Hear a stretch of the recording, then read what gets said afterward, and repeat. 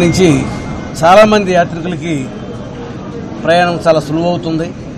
ఇతర దేశాల నుంచి వచ్చేవారు కానీ ఇక్కడి నుంచి ఇతర దేశాలకు వెళ్ళేవాళ్ళు కానీ మరి అలాగే హజ్ యాత్రికులు కూడా ఇక్కడ హజ్ టెర్మినల్ పెట్టాలని చెప్పి పాత ఎయిర్పోర్ట్ని హజ్ టెర్మినల్కు భాగంగా నిర్ణయించడం జరిగింది.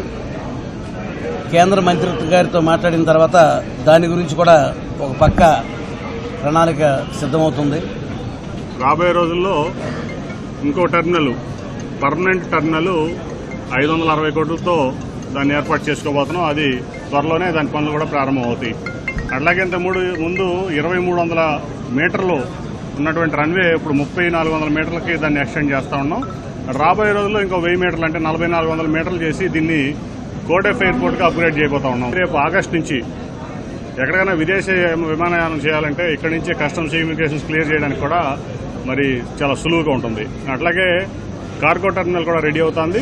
ప్రస్తుతం డొమెస్టిక్ కార్గోతో స్టార్ట్ చేసి రేపు రాబోయే రోజుల్లో అంతర్జాతీయ కార్గోను కూడా ఇక్కడ ఏర్పాటు చేయడం జరుగుతుంది. అంటే ఎయిర్పోర్ట్ అవటం వలన అనేక పరిశ్రమలు కానీ ఇవన్నీ రావడానికి, ఉపాధి అవకాశాలు పెరగడానికి కూడా ఎంతో అవకాశం ఉంటుంది. హైదరాబాద్ ఎయిర్పోర్ట్ శంషాబాద్ ఎయిర్పోర్ట్గా మారి ఇంటర్నేషనల్ ఎయిర్పోర్ట్గా చంద్రబాబు నాయుడు గారు చేసిన తర్వాత హైదరాబాద్ ఏ రకంగా ర్యాపిడ్గా డెవలప్ అయింది అనేది మనం అందరం చూసాం. అదేవిధంగా ఈ ప్రాంతం కూడా చాలా స్పీడ్గా డెవలప్ అవడానికి ఈ ఎయిర్పోర్ట్ ఉపకరిస్తుంది.